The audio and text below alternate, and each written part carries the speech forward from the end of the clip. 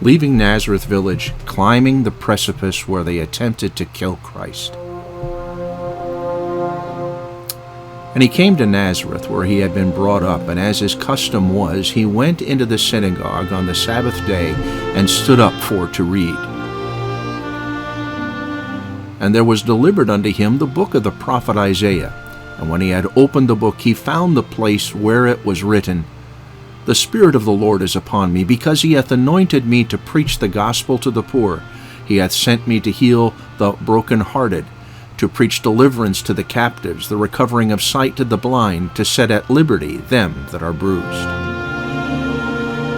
to preach the acceptable year of the Lord.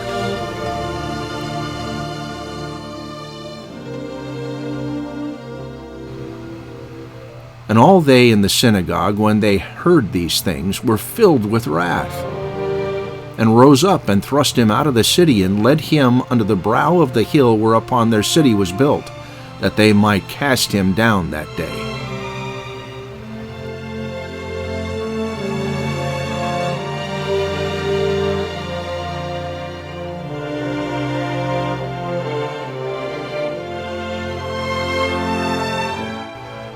But he, passing through the midst of them, went his way.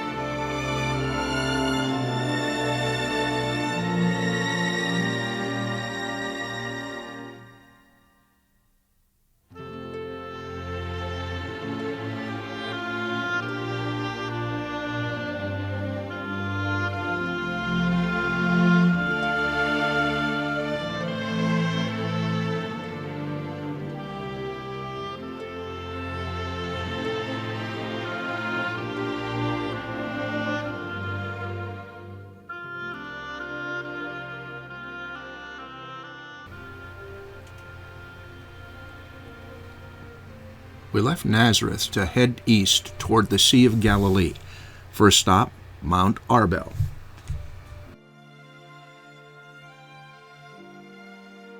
On to Mount Arabel and the Sea of Galilee. Mount Arabel is not mentioned in Scripture except in Hosea chapter 10 and verse 14.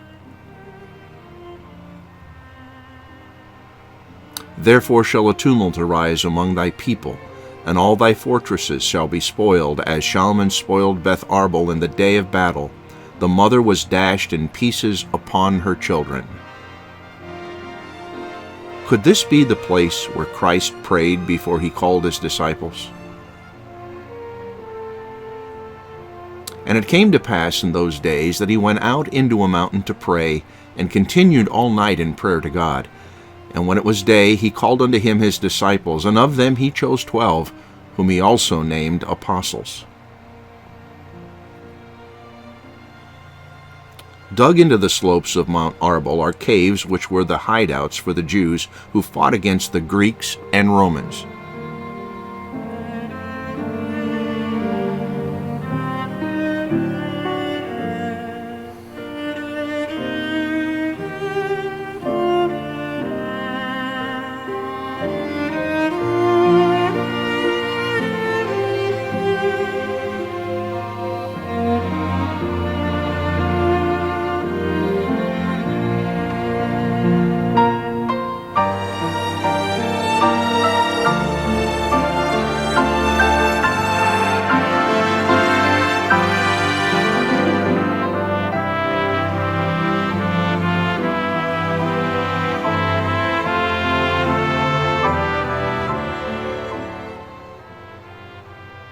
From Mount Arabel, we can see several locations around the Sea of Galilee where Christ performed the largest part of his ministry.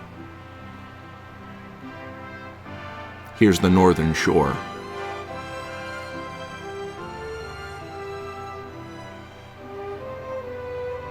Magdala, where Mary Magdalene hailed from.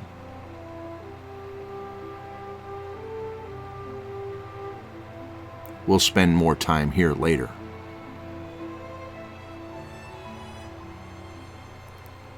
Here's the place where the restoration of Peter was. And here the calling of the disciples. Capernaum is located here. We'll visit there as well. Chorazin, Bethsaida, the Sermon on the Mount supposedly took place here.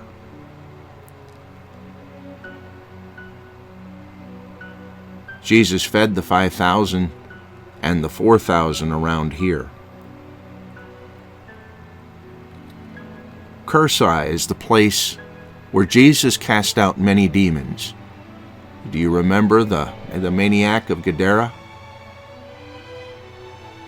Jesus walked on the water, calmed the sea.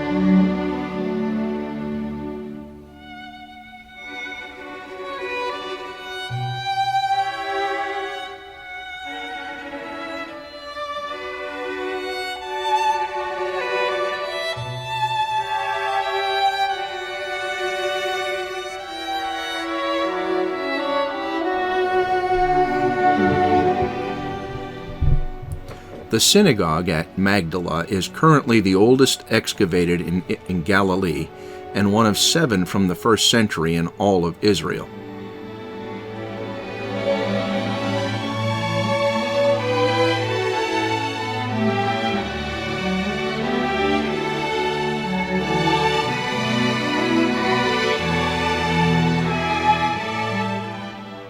Matthew 4:23 says, "And Jesus went about all Galilee, teaching in their synagogues, and preaching the gospel of the kingdom, and healing all manner of sicknesses and all manner of disease among the people."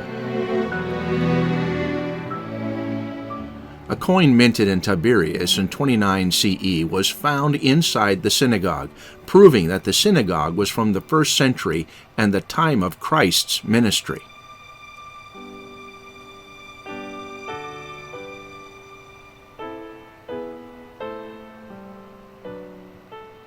Jesus would have walked on this entry's tiles and no doubt preached in this synagogue.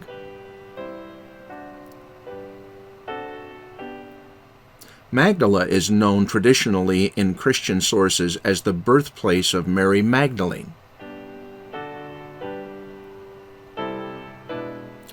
It was the largest urban center on the western coast of the Sea of Galilee until the founding of Tiberias in 19 CE.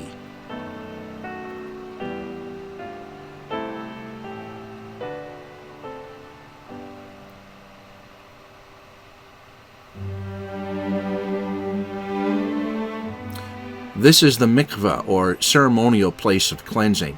Magdala's priests had a fresh running supply of water to keep their mikveh filled.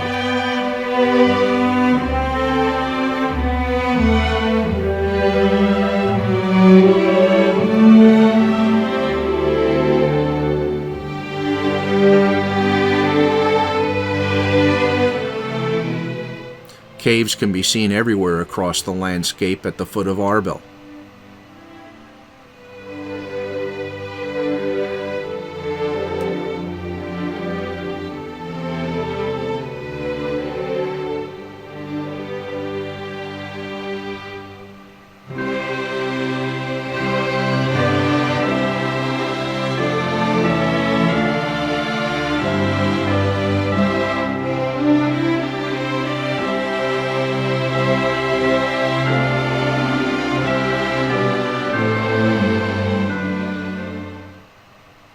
Well, it's lunchtime, and this is known as St. Peter's fish.